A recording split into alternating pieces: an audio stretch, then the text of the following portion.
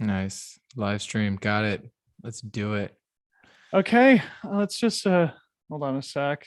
Is it on? Are we on YouTube right We, now? we may be live on Oh YouTube my now. But God. give it a Everybody's sec. watching us. Don't say something stupid. Okay, we are officially live. Dakota Jones, happy Friday, my friend. Say hello to the viewing audience. Hello, viewing audience. Thank you for joining us. We're so happy to be here with you. Hold on, I'm getting feedback here on my. Oh, hold on. Of course, I'm totally screwing this up. Oh my God. Can I watch it while I'm There we doing it? go. Should I go to Okay, so youtube.com?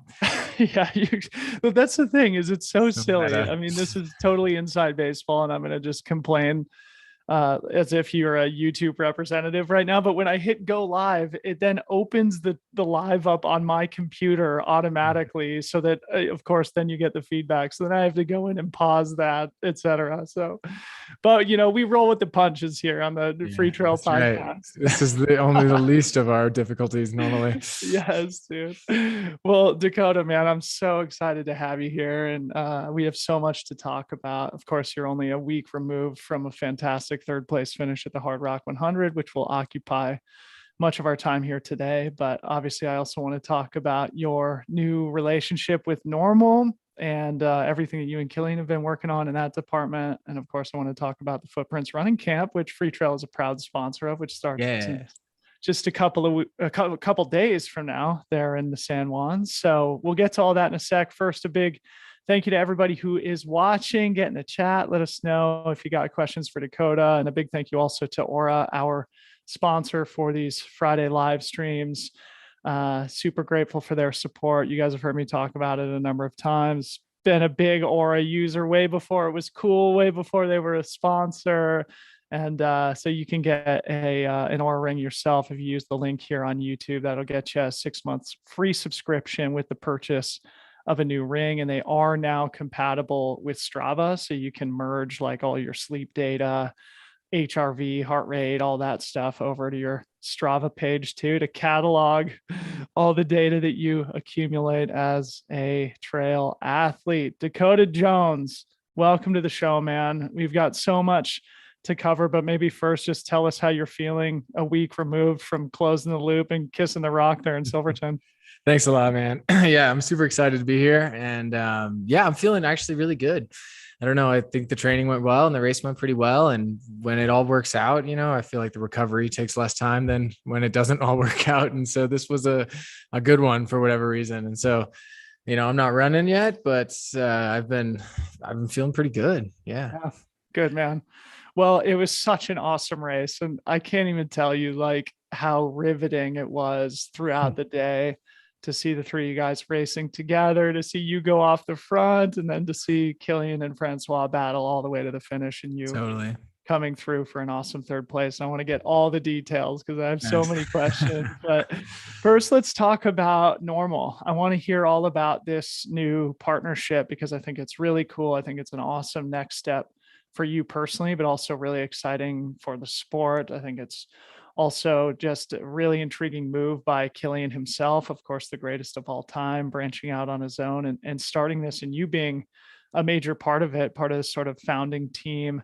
So maybe rewind the clock a little bit and tell us about how that relationship materialized. How did you and Killian come to be in touch about it? Yeah. Yeah. NNormal is really cool. It's a super exciting project to get to be part of. I was frankly floored when Killian invited me to be part of that. But being ever since chatting with him and getting involved, like I feel like it's been a really cool project that I think I'm able to contribute some. So it's been fun. Yeah, I mean, from my end, I've been in engineering school the last few years, and as I'm coming through this, I'm like, I'm building all these skills that I would like to use, even if the idea of a typical engineering job scares the crap out of me. I'm like, I want to actually do something about this. And so I think it makes a lot of sense to try to like use the connections that I have in the outdoor industry to try to like work on specifically sustainability issues and climate change within the outdoor industry. It's all about context. How can you use the communities that you have? And so for me, I started looking at ways that I could like use the partnerships I had with a brand like ideally with a brand, I would be an athlete and do the athlete thing because I do like to race and compete, but I also want to do more. And like, how can I work directly with the brand so that I can maybe, eventually even work on designing products or, what actually inspires me a little more is like kind of behind the scenes stuff, like manufacturing. Like, how do you reduce energy in manufacturing facilities? How do you improve efficiency along like supply chain stuff and transportation? Like, um, less sexy stuff, but I think it can make a difference. And so I have lots of ideas like that. And I've been looking at like, how can I work with a brand to do that? And it's not exactly a common sort of relationship to have with a brand. And so I was kind of talking with a few and trying to figure this out. And it just like wasn't really happening because I think a lot of brands are like big brands. They're established, they have a system, and there's nothing wrong with that. But I'm trying to do something new. And then literally like it just wasn't working what I was trying to do. And then literally Killian called me and like proposed the same exact thing without hearing my pitch first. And I was like, wow, that's like the universe looking out for me. I don't know how this is possible, but that's incredible. Right. And so, yeah, it was funny. I think it was the end of October last year. Killian reached out and he's like, hey man, I have this project. I'd love to get your thoughts on it. And I was like, yeah, you want my thoughts? Are you sure? But were you surprised? Because like, of course you guys were teammates at Salomon beforehand, and it's a big move for somebody like Killian. Of course, he's probably the only person in the sport who could pull this off, to build his own brand from scratch and ground everything in this sustainability ethos that is so core to both of your guys' personal philosophies. Were you surprised when he sort of pull back the curtain on the whole project? Yeah, definitely. When he first told me about it, that he was going to do this and like make his own brand and leave Salomon, I was definitely surprised. I think all of us were, just because Killian has been with Salomon since he was like 15 years old. And I mean, Salomon has done a lot of really, really cool stuff. They work with a lot of athletes, but I think it's probably pretty safe to say that a large part of the reason Salomon has been so successful is because of Killian. Right.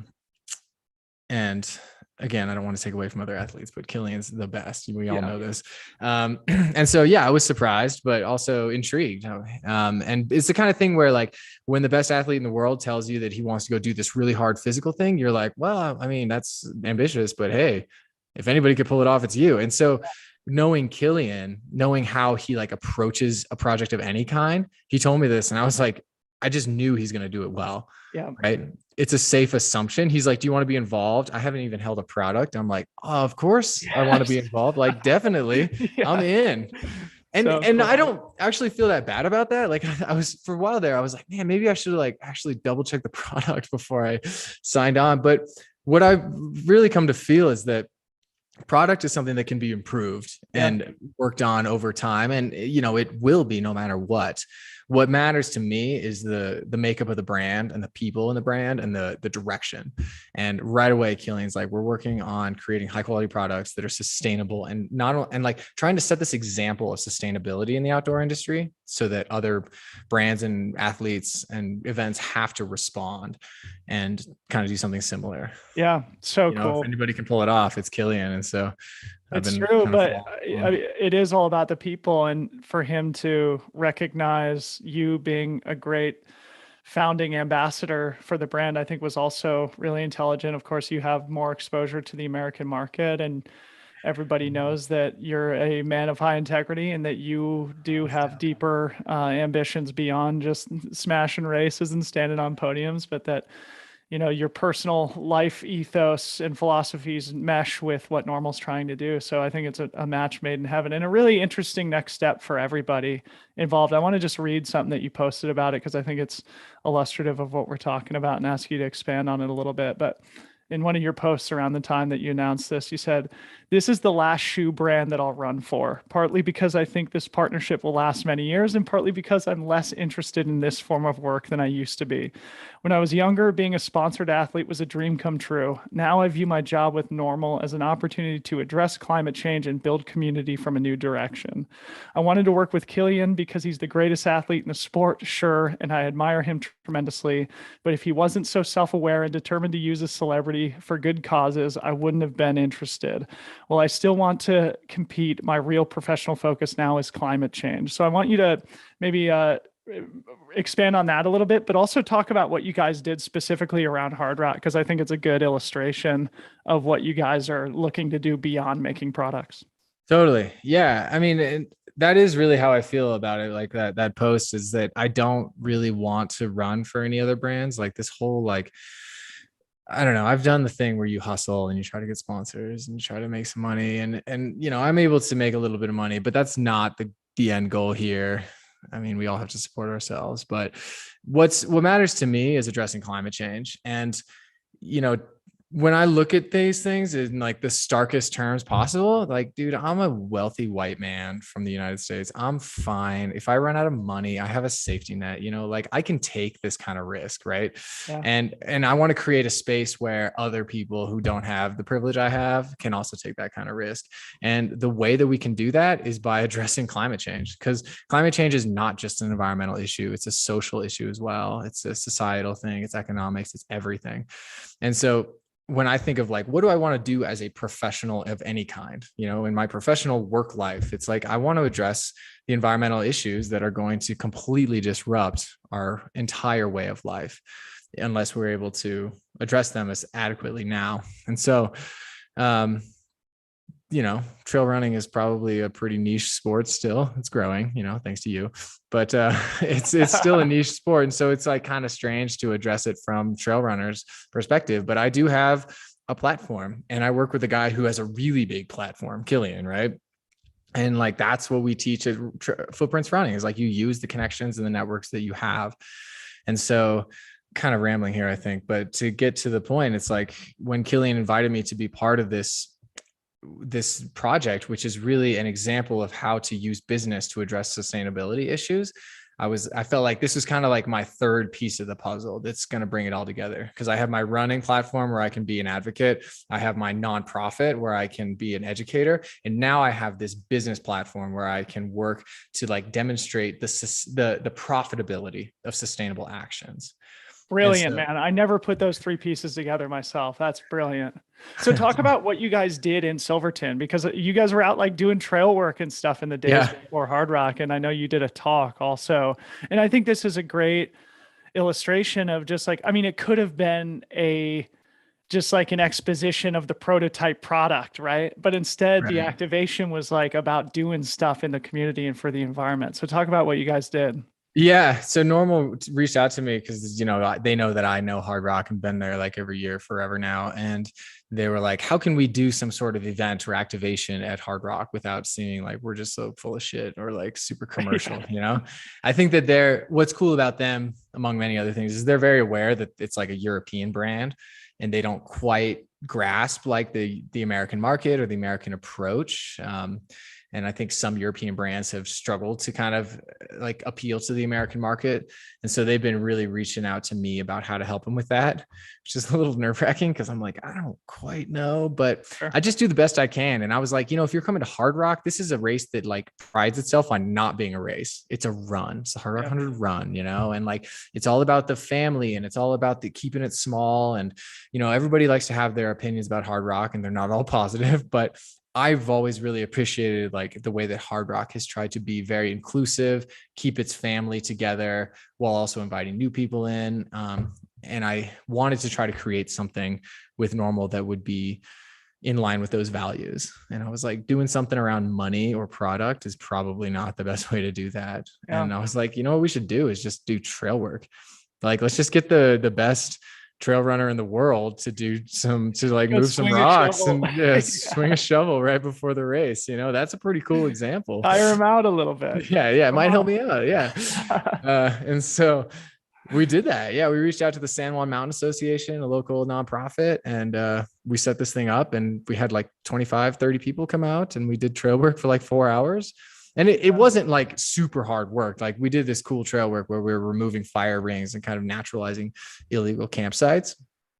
So as far as trail work goes, it could have been harder, but we were out there doing work in the sun for 4 hours and just trying to, I think that the gesture is bigger than the actual work itself. You know, yeah, that's a good way to engage people and tie the brand back to what the core mission is. You know, ultimately it is going to have to be commercially successful and you guys are going to have to make great product, but that core mission of being in, I guess, symbiosis with the environment and really making every decision from that platform is going to be important for you guys to always keep in mind. And the more you can rally the community around those types of activities, the better. So let's talk about the product because, of course, there's gearheads out there, myself included, and we did some sort of fun live streams during the race itself. And I was like zooming in on your guys' shoes and your packs, just trying to get as much of the beta as I could, just as somebody who appreciates the art and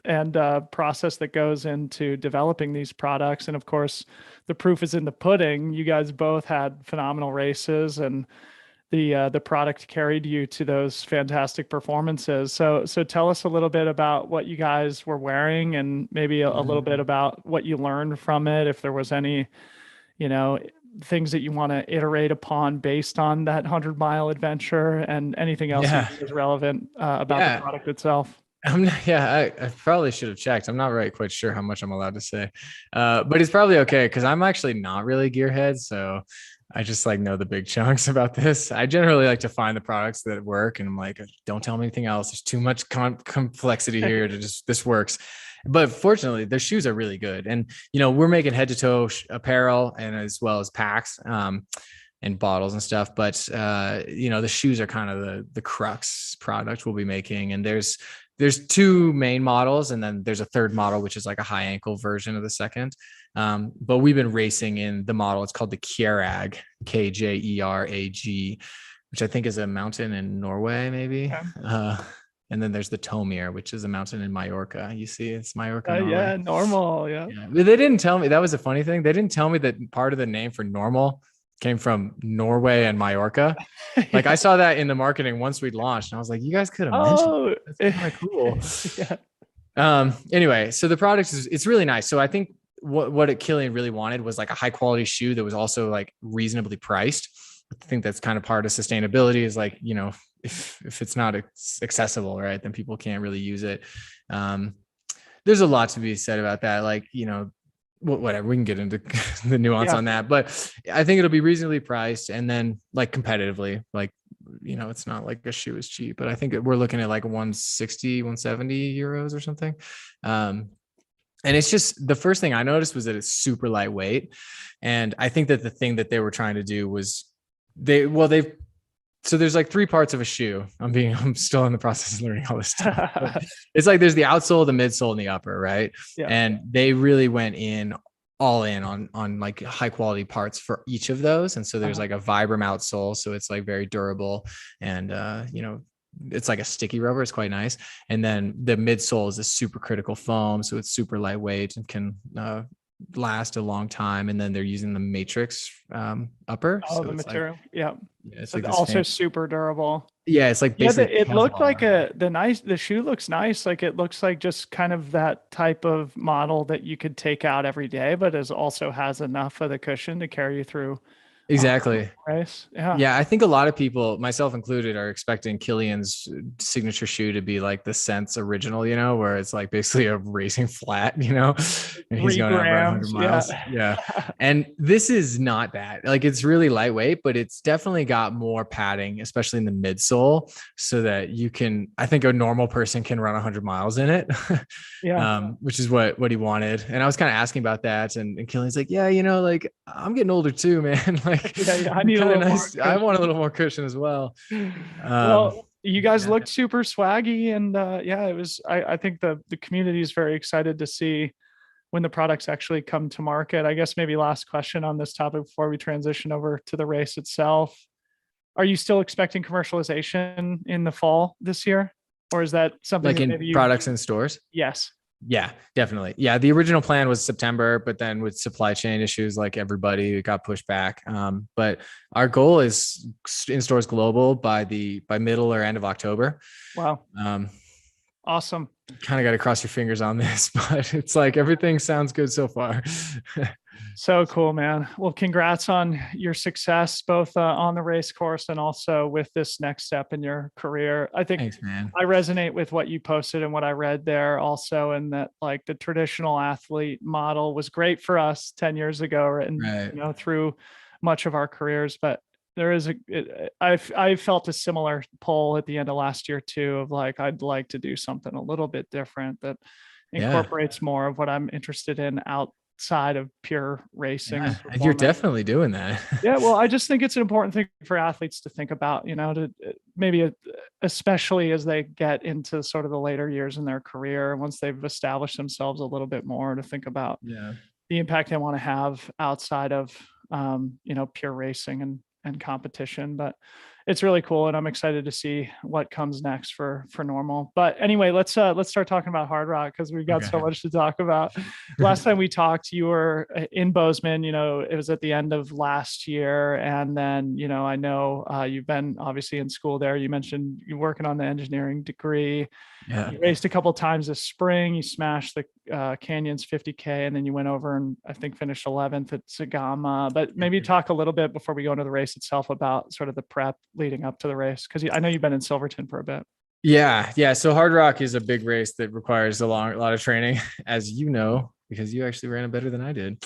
But you know, I started really like, you know, I got into Hardrock last December and I was like, okay, well, I guess I better start. And through the winter, I was trying to get as much vertical as possible, maybe a little less, especially in Bozeman, because it's like super hard to train in the winter and the spring. So I was like skiing a lot, we're getting vert, but like less pounding. But through once I came back from Zegama and me and my girlfriend moved up to Silverton at the end of May, early June, and just like settled in. And I felt like I showed up there and I was fit, but not 100-mile fit. And I was like, I got 6 weeks, or yeah, I think it was 6 weeks or something. Yeah. And so I just spent as much time as I could getting huge vert days and trying to just get long days on my feet. And I was really prioritizing like big days and time on my feet more than distance. And also just trying to like really enjoy myself. And I know we always say that because we're like these hippies in the mountains, but like I genuinely feel like I train better when I'm enjoying myself, you know, and it's easy to work so hard that you get tired and burned out. And I was like, I'm going to train less if that means that I'm going to enjoy myself more, because then each workout I do will matter more. However, I didn't really have that much of an issue because I love running in the mountains and in the San Juans. The weather was super good. There was no snow, which is ecologically frightening, but very convenient for my training.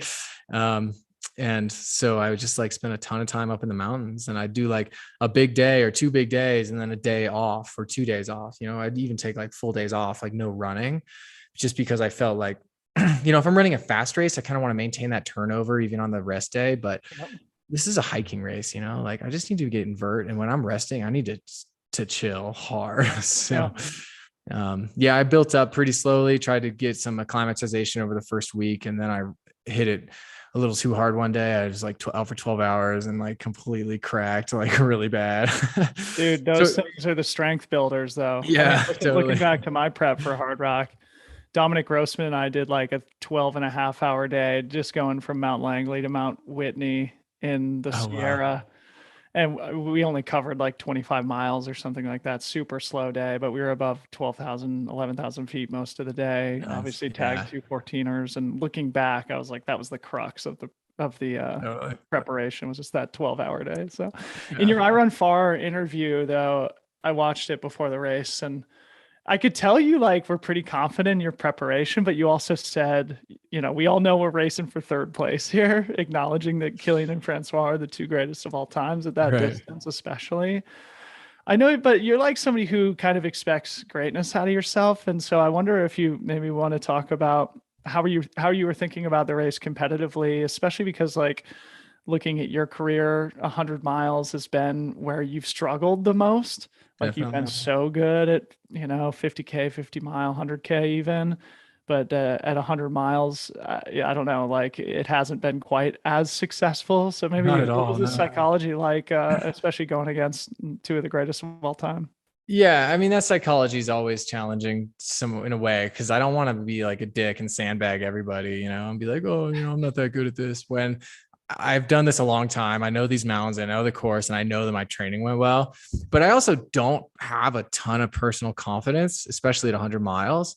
And I've never really. I mean, before this, I ran the I'm Tough 100 in 2020 pretty well. I felt like I was consistent, but I wasn't really racing or pushing. Like this was a different level last weekend. And so I think that I always just kind of tend to be like, oh, I don't know how I'll do, or I'm not that good at this or whatever. Cause I'd rather say that and not do well than to be like, oh yeah, I'm the best in the world and then get totally rocked. Right. Yeah. But it's all kind of psychological, and yes, that I'm competitive, and when I won Transvolcania 10 years ago, I pulled off the front like 20K into the race. And I was like, this seems like a bad idea, but I feel okay. And I'm going to go for it. And the exact same thing happened at Hardrock last weekend, where I was pulling off the front of Killian and Francois. And I was like, this seems like a bad move, but I feel fantastic. So we'll just like hang on and see what happens. And that's generally my racing strategy is I'm going to like do my best to run my own race, acknowledge that I'm definitely caught up psychologically in the dynamics of the race, but trying to limit that. And then if I feel good and I'm halfway through, it's like, take a swing. Fucking go for it, right? Dude, I was so pumped. I mean, when we got that update from Engineer, I was like literally on the edge of my seat, just hitting refresh over here in my basement at home.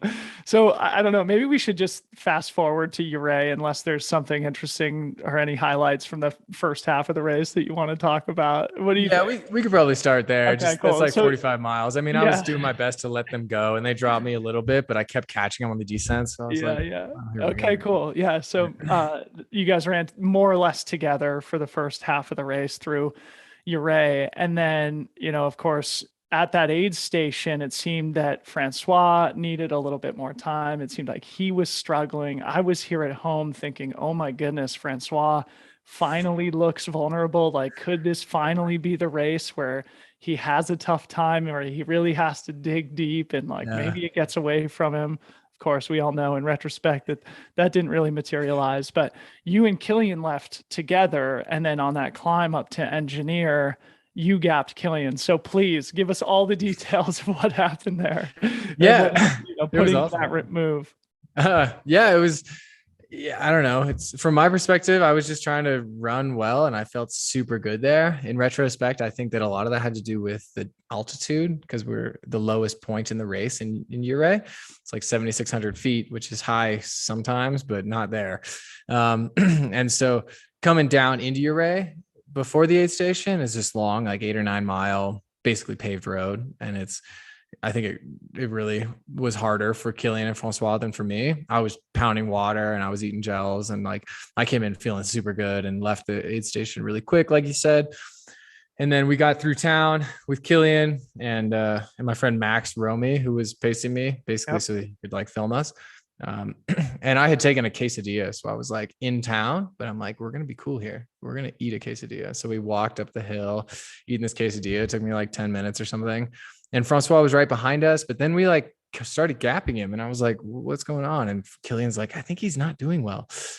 And I was like, that's not going to last long. We better do something about this, And just knowing leaving Uray, you got a 5,000 foot climb ahead of you, and it's never that steep, but it's a long one. I'm going to share my screen so people can see what we're talking about. Keep going though. Yeah. It's a long climb right out of the hill, or right out of Uray. And so, yeah, it looks steep there, but it's actually quite runnable. So we like get through town, and when we go up these cool switchbacks, it's a really dramatic trail right off the bat out of town. You're looking over this really big, beautiful valley, but then you kind of go up the valley, and it's really runnable. And but when we were still on the switchbacks, like maybe 3 miles out of Uray, I just started pulling ahead of Killian. I was feeling great, and I was moving well. I was running some of the switchbacks, and I don't know. I was just like, really? Are you kidding me? Like he was just kind of letting me go. And I don't know. I like came around one switchback, and he was a little bit behind, and we like made eye contact, and he like stuck his tongue out like, and I was like, wow. Oh yeah, okay. Interesting. No way. Yeah. So internally you have to be having the conversation of like, well, maybe I'm the most acclimatized guy in the field here. We're halfway through. I'm feeling good, but these are the two greatest runners of all time. Like, what was Exactly. going through your head there? I actually tweeted about this too, because I was just like, I have to know what Dakota's thinking. Like, because ultimately, I guess we should fast forward to, you came through the engineer aid station, which is sort of where my mouse is here, near the Yeah. top of the engineer climb. And when we got the update, you were ahead by like 11 minutes up there. So you Yeah. had to put in a little bit of a gap. And so I was just like, Durango boy, Dakota Jones is off the front by 10 minutes at Hardrock in his home mountains with two of the greatest of all time chasing him. Like, what was that like, bro? Like, what was going through Yeah. your head? A little alarming, just like try to keep it cool. Yeah. And I think that I was like making this real strong effort. Like, don't go any faster intentionally. Keep doing what I'm doing. It's obviously working. I think that definitely got a little like dropped, I was like, you drop those guys and I was like feeling good. It's quite runnable. I was running a lot. I think I pushed a little harder than I maybe should have. Mm-hmm. But hey, I was moving great. And I also knew that there's half the race left, because we keep saying that your race halfway through the race, but the race isn't we're not halfway through the race till we're at engineer, which is most of the way to the top of that climb. Yeah. And then you still have 50 Hardrock miles to run. And so, I kept thinking to myself, like, hey, you're doing good. There's plenty of time for like normal reality to reassert itself here. Let's just like try to keep it together. But yeah, I did think, like, I knew Francois had been in Silverton for like 2 weeks, but Killian like came from Norway like a day and a half ago. Right. So like, maybe this is the way I can beat him. It's like, we're about to go over handies. Yeah. But in reality, like I finally got over Engineer Pass, and I wasn't feeling super great. And I think it was the altitude, even though I was well acclimatized, like it still gets you. It's a stressor. And when you're tired, you have less energy to deal with it. Got caught in like a hailstorm on the descent off that, and put my jacket on, trying to eat. And I don't know, just not feeling super good. And then came into Animas Forks, used to be called Grouse Gulch aid station. And that's well over halfway at that point, like 60 miles or 58 or something. And I'm in front there. That's like second to last major aid station where you're going to see your crew. And I knew people were going to make a big deal out of it. And so I'm just trying to run smooth, trying to look okay. Right. And like the I Run Far updates, like Dakota's feeling amazing, and you had a 12-minute gap there. And so I was like, oh my gosh, Dakota's the most acclimatized guy in the field, going up over the top of Handy's Peak. And then you have that long section at super high altitude and the Pole Creek area. And I was just like, oh my goodness, Dakota might pull this off. But it seems like maybe you cracked a little bit going over Handy's. Tell us what happened there. Time. Yeah. I mean, I just knew going over Engineer, that was a bad sign. I didn't feel good. And that's like 13,000 some feet. And then I came down to Animas Forks, and like, I'm feeling fine. I'm not feeling bad at all, but, well, okay, I am feeling bad, but it's like, I understand. I've done this enough that it's like, I'm going to come around. I knew I was going to finish the race. I was feeling excited about how well I was doing, but I also knew that I was not going to feel good over handies. And I picked up my pacer, Eric Sensman, there, and we jogged down and we start going up the climb. And I was like, Eric, we have to just take it pretty slow here. And I was eating as much as I could, but that wasn't the issue, unfortunately. So we crawl over, there's like one pass, and then you go through American Basin. And then it was actually really cool. There's like kind of lightning and storms going on, which is a little alarming about handies, but then it cleared really well once we were going up handies. And once we're like on the final ridge up to handies, which is a 14,000 foot peak, like 65 miles into the race at this point, those, I can see them back there, right? It's like they're coming to get me, and I knew they were, and it was like not a surprise. And I'm like, damn it, oh well. But anyway, we got over the peak. They didn't catch me until we were all the way down the other side of handies. I was trying not to go too hard, and I think they were, but we came into that aid station Burroughs, which is maybe 68, 70 miles. And yeah, I was hoping to feel better at Burroughs there. You're about right here. Just so I'm sharing the screen just to set the context. So the guys sort of caught you around here, and then you have this They Gentle caught me downhill right to at that Sherman. aid station. Yeah, we were in the aid station together. We left together, and then it's like basically, then we're on a dirt road for like 4 miles, Yep. and there's like it's mostly downhill. There's a slight rise leaving the aid station, and we're all running together. And I start walking up this like 2% grade out of the aid station, and they both stop and look back. And I was like, no, I appreciate it, but that's not what this is, you guys. Yeah. We knew this was all going to happen. Go ahead. And I'm like kind of bummed, but like, hey, I'm still running a good race. So do you think though it was like a miscalculation of energy expenditure going over engineer? Because like now thinking back, you must be like, man, if I would have just gone a little bit easier up engineer, you could have maybe, it's possible. at least like hung on the pack, or I mean, maybe even run like an hour faster or something like that at a minimum. Yeah, it might have happened for sure. I might have like pushed myself hard and too hard or at that point on engineer so that I was less able to deal with the altitude over engineer and handies. Yeah. Ultimately, the altitude I think is going to affect you no matter what. I maybe could have held it off a little further, but it's like, it's the kind of risk you take racing, and it was a worthwhile risk for me. And now I know, like, maybe don't do it that way, same way next time, but I don't regret it. It's like, yeah, maybe I should have run just a little slower to the first 10 miles. Like you can't, I don't know, whatever, dude. Like, well, and when you sense that, that little vulnerability in Killian and Francois and you're feeling good, you might as well take your swing. Right. And, it was awesome to see. And eventually after those guys sort of pulled away, you settled into third place. And one of the things I really want to hear you talk about is the final 10 miles where you picked up your pacer, the legendary Kyle Skaggs. I'm very curious to hear how that came to be, what your relationship is with Kyle, and what it was like to spend those miles with him out on the trail. Sure. Yeah. I mean, just to connect the dots though, it's like coming to Sherman Aid Station, 72 miles. And I was hoping to feel better there, but because it's super low, well, shit, relatively, it's like 9,000 feet. But I felt okay. I stopped for like 9 minutes. That was the longest I spent in an aid station. And I made sure to eat a whole quesadilla and try to get some real food. But then we left, walked all the way up. It's kind of a steep climb, but not too bad. But once I got up above on the next climb, like you're saying, it's called Cataract. You go over the Continental Divide, run down a valley into Pole Creek, and then up the next side. And there's like another extra mile or so that they added on this year in that section. But it's generally high altitude, but mellow and like runnable. And my goal, like, a reasonable race, if you run smart, you should be able to run through a lot of that. And I was really happy to see I came around and I ran like 8 miles through that or something. I was running a ton of Cataract and Pole Creek and was really, really excited about that. And then got into Maggie aid station. But the amazing thing was like, you go over this aid station or this pass after Pole Creek. It's quite steep, but not too long.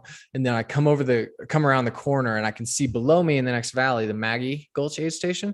Yeah. And after that it's dark out, but I know there's a big wall. It's a super steep climb to get up to the second highest point on the course after that.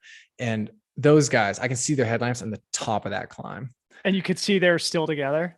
Yeah, basically they were a little spread out, but it was amazing. And it's like that late in the race and kind of having the perspective that I tried to have, I was like genuinely impressed and inspired. Like, dude, I was losing my GD mind at home. I was just like, I cannot believe it's Killian and Francois, the two greatest ever, and they are at mile 90, like battling at Hardrock. It was like you couldn't draw it up any better than that. Anyway, pick up there.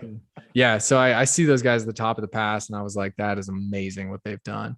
Get down to the aid station, crawl over the next pass. There's a little bump after Stony Pass, but yeah, then I get down into Cunningham Gulch. And as I was going down, so you have this like really steep descent into Cunningham, and then the final climb is 2,800 vertical feet and like 2 miles, and it's a bitch, man. But it was cool because I could see their lights.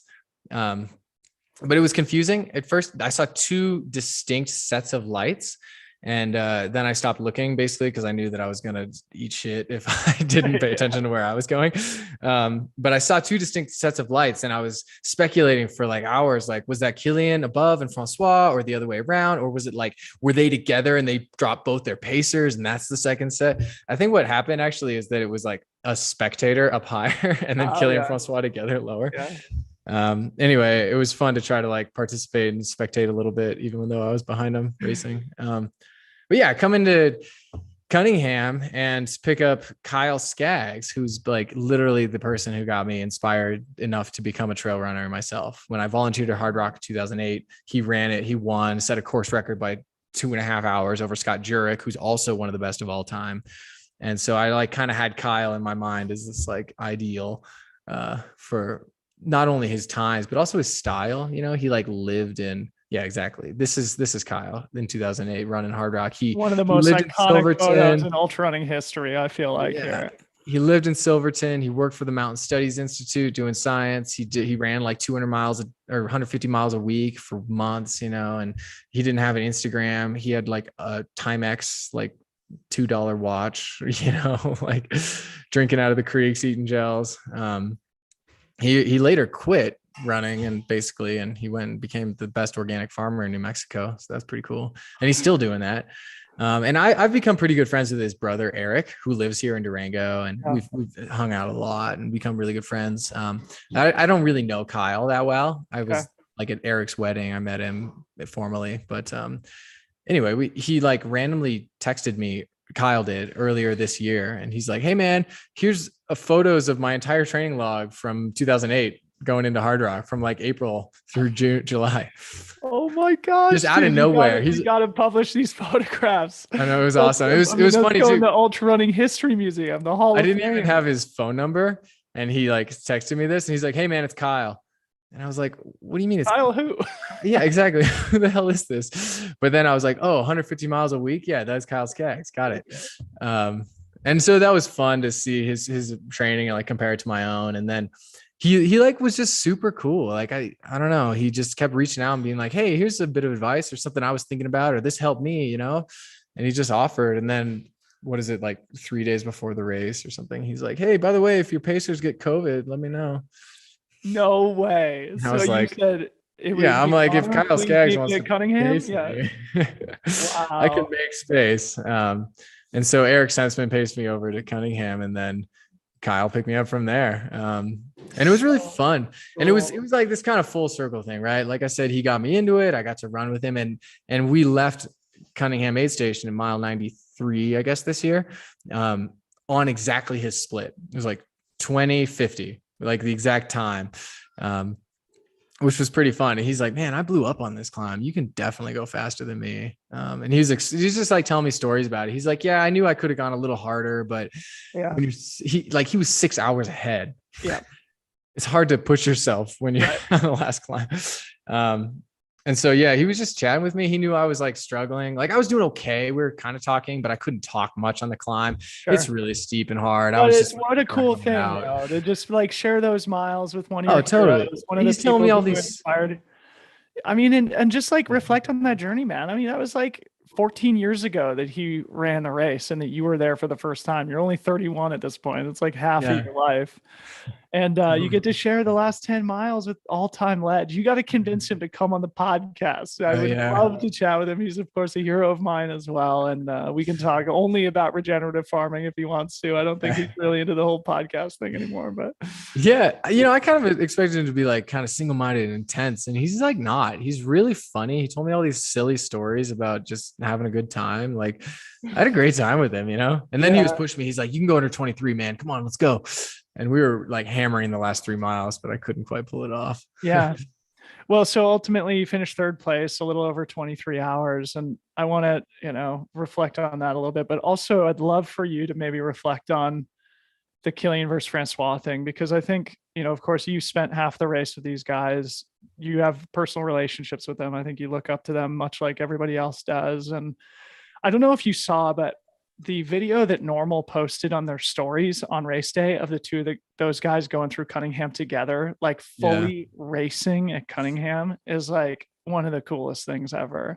Yeah, they were really racing by then. I didn't see that personally. Yeah. So what I heard happen is that Killian kind of made his move on the descent down into Cunningham, came in just a little bit before, but the video that was on the NNormal Instagram stories, you could tell like Francois was not out of the fight, like he was fully trying to stick with Killian. And of course, the gap was 15 minutes at the finish line, but it's pretty much a photo finish in this type of a race. And Right. anyway, I wondered if you guys had all sort of, there was the great video of you guys all at the finish line, like chit chatting, but if there's any other sort of reflections or comments about those two guys in particular and what it was like to race against them and the performances that they put on. Yeah. I mean, those guys, like you say, they're the best in the world. I mean, in any race, I would pick them to win. And then when they race each other, it's like really confusing. Coin flip. Yeah. Like, what the hell do we do about this? But I guess, not even like brand loyalty. Like, I don't give a damn. Yeah. Like, if either of them won, I would be super psyched. Like, I knew it was going to happen. One of them actually, the only thing I would have been disappointed with is if they finished together. Exactly what I said. I don't want to be like a dick about it, but it's like, they are friends. We're cool. We're not like mad at each other or cutthroat, but it's a race it out, and they did. And it was awesome. And honestly, just historically, I'd have to put the money on Killian. Yeah. He's got like the more impressive resume, which is saying a lot because Francois' resume is unbelievable. But like, you and Francois are two of the only people in history that have ever beat Killian. And so Killian was like, also, it wasn't a guaranteed thing for him. No, like it not usually at all. is. Yeah. Francois beat Killian at UTMB in 2017, I think. Yeah. So it was really cool. I was hoping that they'd race it out, and they did. And yeah, it was fun. Like I finished and I was like, genuinely curious. That was like what I wanted to know most. Like, who did it? Who pulled it off? How'd it go? Yeah, I don't know, man. It's like, I feel like I'm a good runner and I've been able to accomplish a lot. And I think that I have more in me, but it's running with those guys is kind of like running with the legends, and being able to hang with them for that long was a huge honor. And I definitely had like this moment, even just on the first climb, the sun's coming up, we kind of like take this little turn and I look up and they're both there kind of silhouetted in the alpenglow of the morning. And I was like, oh my God, this is like history right here, and I got to be a part of it. Unbelievable. Yeah. And the video, the three of you guys just chit chatting at the finish line, that also needs to be in the Ultra Running Hall of Fame History Museum. So yeah, that was funny. Point of personal curiosity here. You mentioned that in the cataract section, the course is a little bit longer. And I also heard that like the new Animas Forks aid station, the course is a little bit longer. And you, of course, you ran 23:06, I think it was. I ran 22:45. And so part of me feels like our two times are probably fairly commensurate. As somebody who knows the course, how does the course changes? But I'm just honestly curious, like how much distance did they add to the course? And so I'm not sure exactly. So they did break it down. I think the course this year was like 102.4 or 5 or something like that. I didn't think too much about it just because I didn't want to stress about anything like that. And they made both those decisions for ecological reasons, just to protect the landscape. And I'm all on board with that. I don't quite think it was like a 25-minute change or 20-minute change. But you never know. I mean, I think that I ran a good race, and also you were running in a different direction. So it's I guess that's the point. It's really hard. Yeah. I mean, I'm not trying to compare our two, but I mean, just for me as somebody who's experienced it only once, to sort of think about, okay, well, where did the distance come and how might that have it wasn't that big of a deal times? Because so also like Killian and Francois ran under 22 hours. Of course, totally. Courtney broke the women's course record. So I was just curious more like, geez, man, on a shorter course, would Killian and Francois have gone, low 22s or low 21s? Anyway. Yeah. The addition at Animas Forks is longer, but it's all downhill. And the addition at Pole Creek is probably adds about a mile, but it's real mellow. It's like slightly rolling downhill and then rolling back uphill. It didn't feel like a tremendous cut in the time. In Pole Creek, I was really annoyed with it just because I was like tired and I'm like way out there in the dark. And I'm like, this is we're supposed to go that way. Exactly where did this bullshit? But that was like the most irritable I got. And I'm like, it doesn't matter. Well, congratulations, man. What an awesome thank you for you. And I'm sure you feel that's your best 100-mile performance ever, and probably gives you a little bit more confidence to go to the next one and, some learnings that you could probably apply.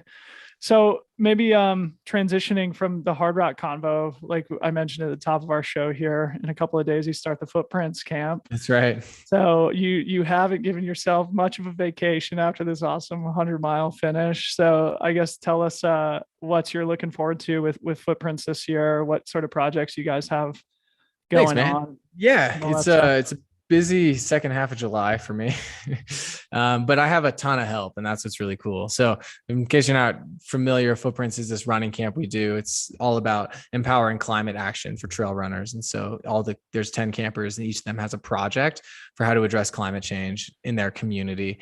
And then we pair them with mentors who are experts in that kind of work. And then we work throughout the week to develop the projects, while at the same time spending time each day out in the mountains here in Southwest Colorado running and getting educational like presentations from the mentors. It's a really fun thing. And so last year was our first camp. This is our second one starting 2 days from now. The whole campers are all converging, and mentors starting tomorrow and Sunday. And so it's a big thing. And I'm sitting here among all this, like, I guess you can't really see it, but I've got these like welcome bags for everybody, and I've got product, and I've got, all my like files and everything ready to go. But and so it's a week long sort of camp that's starting on what, Sunday? Sunday to Sunday. So the 24th to the 31st. We meet here in Durango and then head up into Silverton together. Any highlights from the itinerary or speakers or workshops that you're excited about?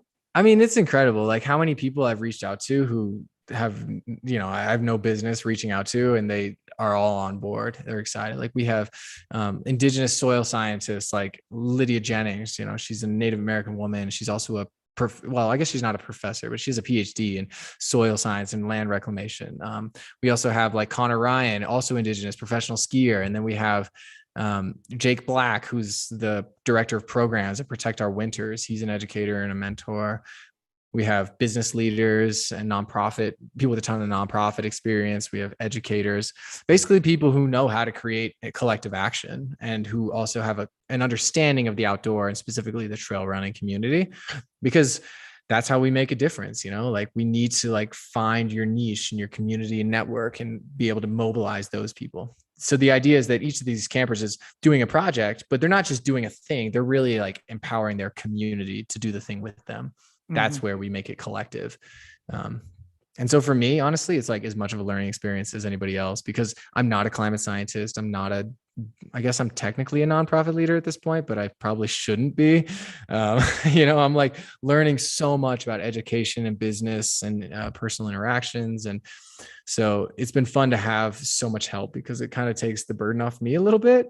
I don't have to be the expert, and neither do you. I think this is kind of the point we're trying to make. Yeah. It's a great point, and I feel very similarly too, in that probably like have never learned more in my life than I have in the last year and a half and 2 years, just by like putting myself through the fire of like trying to build a business. And I'm sure that's probably true for you as well, and doing your nonprofit thing with Footprints. And of course, Freetrail is super proud to be affiliated. And well, honestly, like you should come be a mentor at the camp in the future. I'd love to, because you have like so much experience with the trail community, and now you know how to do communications. You work with brands, like you've got collective action in the bag, man. Yeah. Eventually it'd be great. Maybe if I could get into Hardrock again, it would make perfect sense, and then stick around for a week or whatever. Cool. I'm curious about what's next for you. I mean, obviously you're going to need a big break after Hardrock and then putting on a camp for a week. Yeah. I'm sure you're going to want to crawl into a cave and hibernate for a little bit, but I don't know if you've looked ahead towards any other competitive ambitions for the second half of the year. Yeah. I've been thinking ahead. You have a good race, and you tend to get a little over ambitious, right? I was originally actually planning to run the CCC, so the 100K version of UTMB, but I bailed on that because school starts the week before. And, I can't miss a week of engineering school. I thought, I was like, yeah, it's just the first week. What could happen? But apparently a lot happens. I've been through this. I should be smarter. So I backed out of that, but I am going to run Pikes Peak, the marathon. Sweet. So that's September 18th. September 18th is the marathon. So I'm going to run that. And then I think I'm going to run the Javelina 100. And can you take a guess at why I might want to do that, Dylan? To get into Western States. Oh my goodness. Well, it's not officially announced. So I'm kind of hoping that it was soon. But yeah, I was like, hey man, I've had a lot of opportunities to run Hardrock and I've been in the sport forever. And I've never run Western States. I Yeah. feel like that's a cool goal for next year. I'd Yeah. really, and like watching you and Corinne and everybody like talking about Western States, I was like, this it's time. I got to do this before I get too old. Yeah, you got to get around to it eventually. And I think you would obviously had a very interesting element to that field. And I don't know, you're the type of runner who can perform really well at both of those races, like, because you do have that like natural foot speed to you, but you're good in the mountains, you're good at climbing. And yeah, we'll see. I got to get some practice, those fast hundreds still. Yeah. Well, Javelina will help, with the 100-mile turnover. Exactly. Well, Dakota, man, what a joy this has been. So fun to chit chat all Totally. about the race. I don't know. Should we tease our little project that maybe we're working on with Freetrail, and we save that for a little later? Yeah. Well, maybe I'll just lead and you can add whatever you want. But so Freetrail, we are going to be launching our new website here very soon. And of course, we like to put out great content. We like to work with great personalities in the sport. And Dakota's microphone that you see there is something that I sent to him last week. And so, of course, Dakota's a great communicator, a great ambassador for the sport, and also a great writer. And so we're hoping to merge those skills into the Freetrail content portfolio eventually. So we're very, very excited about it. Dakota, anything else you want to tease there? This is just an amazing opportunity. Like, I think what you're doing is so cool. I always refer to it as the Dylan Bowman media empire. And it's totally true because you're like, you've got this website, you're doing writing, you're doing podcasts. Like, it's so cool. And, chatting with the people you have involved. Like, I met Ryan Thrower in person last weekend, finally, like just seeing the quality of the people you have on your team, like, is really, really impressive. And so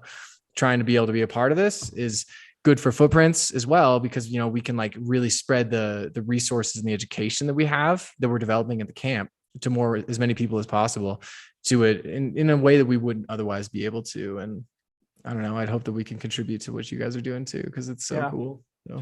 No doubt. Well, to be continued, and we'll have to catch up after Footprints about how we strategize that whole thing. But more news ahead for our viewing audience. We do hope to hear a lot more from Dakota within the Freetrail network. So that's very exciting for everybody involved. But Dakota, man, thanks so much for doing this. I appreciate you devoting part of your Friday right before the big camp to spend an hour walking us through. I love this stuff. It's been really great. Thanks so much for having me on. I love what you guys do. Appreciate it so much. And thanks to everybody who watched. Make sure you go follow Dakota. Make sure you go check out Footprints Running Camp. Throw a donation if you can, because I think Patagonia and Fat Tire are still matching donations right now, right? Yeah, through the weekend. Exactly. And it's footprintsrunning.com. Is that right? It's runfootprints.com. Runfootprints.com. So everybody who's watching, go throw Dakota a few bucks right now. It's going to go towards the next generation of leaders in our it's all matched. And then starting next week, we don't have to ask you for money anymore. We'll start sharing content and like exciting videos and stuff about what we're getting up to. Yeah, awesome. Cool. Well, thanks again to Dakota. Thanks everybody who watched. Have a great weekend.